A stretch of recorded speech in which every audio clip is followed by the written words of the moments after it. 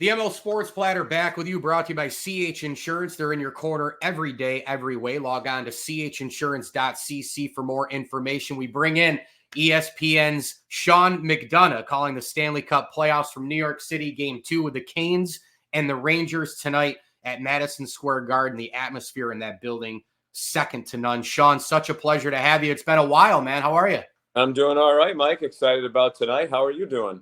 Hanging in there. And look, the Stanley Cup playoffs, they just flat out deliver every single year, in my opinion. And the Rangers, I think, might have the best, most complete team since that 94 group won it all, led by Mark Messier. Do you feel that way? And if you might maybe complete the sentence of the Rangers will win the Stanley Cup if, maybe combine those two things on the blue shirts, who right now look really, really good. Yeah, they really do. I mean, they haven't lost a playoff game yet, 5-0. Just the third time in franchise history they've done that. And the last time, as you alluded to, was 94 when they won the Stanley Cup. And, you go back to the 1930s before that. So I agree with your premise. I think they have everything you need to win the Stanley Cup, starting with great goaltending.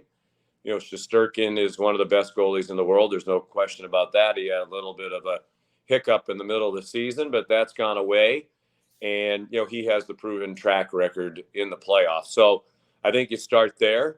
They're deep and talented up front. They're great on both special teams, as are the Carolina Hurricanes. I think that was the difference in game one, is just the Rangers were better. They were 2 for 2 on the power play. Carolina was 0 for 5. And ultimately that was the difference in the game. So, and to complete the sentence about the Rangers, they're very solid on defense too. When Jacob Trouba, your captain, is on the third D pair with Gustafsson, Eric Gustafsson, who's a very capable NHL veteran defenseman, then you're deep and talented there too. So they're terrific. I think they have as good a chance as anybody that's left to win the Stanley Cup.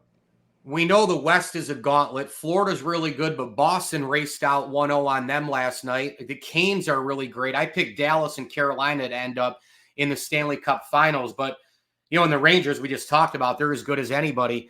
If you had to buy stock in one team, would it be the Rangers or someone else to win the Cup this second? Well, I picked Carolina before the season began, and then again before the playoffs began, because the ESPN folks ask us to make our picks so they can put it online. Always dangerous, because then you run the risk of fans of one of these teams thinking you're biased against them. It has nothing to do with that, right? You're just trying to make the best guess. But I think if I had to redo that pick in this series, I would probably change it based on what I saw in game one, and particularly the goaltending. Shesterkin was himself. That's 28 straight playoff games where he's given up 3 goals or fewer now. So you better win a low-scoring game if you're going to beat the Rangers, unless he has an off night. And they do a great job of limiting, the quality chances that he has to face. So, and Freddie Anderson was just okay. Obviously the Panarin goal, which was the backbreaker of the fourth goal that the Rangers scored, that was a really soft goal that you can't give up in the playoffs. So I would keep an eye on that in this series going forward. Does Rod Brind'Amour stay with Anderson? He's played in every game so far, started every game in the playoffs for them, or does he give Kochetkov a chance? My guess would be he wouldn't change tonight. I think that would be a little bit of send a message, maybe of a panic move one game into the series. But, if they lose again tonight, go back home, and Anderson is just mediocre tonight, then I think there's a good chance they'd switch goalies. Couple more for Sean McDonough, ESPN, calling the Stanley Cup playoffs. And you've called at this juncture of your career, I mean, you've called everything, and you've called so many amazing events in that building, Madison Square Garden, including those epic Big East tournaments, man, with Syracuse, your alma mater, Jerry McNamara, bombing threes, who, as you know, just got the head coaching position at Siena, hired Ryan Blackwell and Arenze Anawaku. How time flies, right? Yeah. But the building is so special to you, and with your alma mater, and now with the hockey and everything through the years. How do they compare? The Garden, Rangers, playoff? How is it similar, different from those Big East mega games at night, bright lights, stage, the big city? People are crazy, partying, having a great time. And it's the best of the best in New York City, man, the greatest city in the world. Yeah, it really is. Yeah, my greatest memory in here is of the 6 overtime game that Syracuse played UConn. Yeah, that's one of the great sporting events I've ever seen.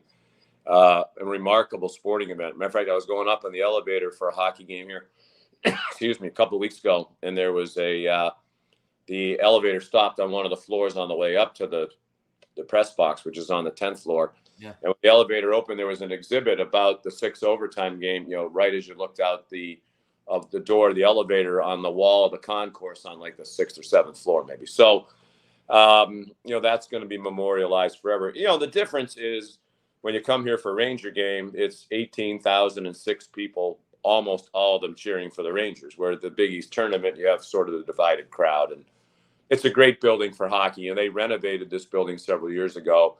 And I think a lot of it was with hockey in mind. They're really right on top of you. The sight lines are great for hockey. So, it's as lively an atmosphere as there is in the NHL. Obviously, there's the history as well, even though the building has changed and the building's been renovated.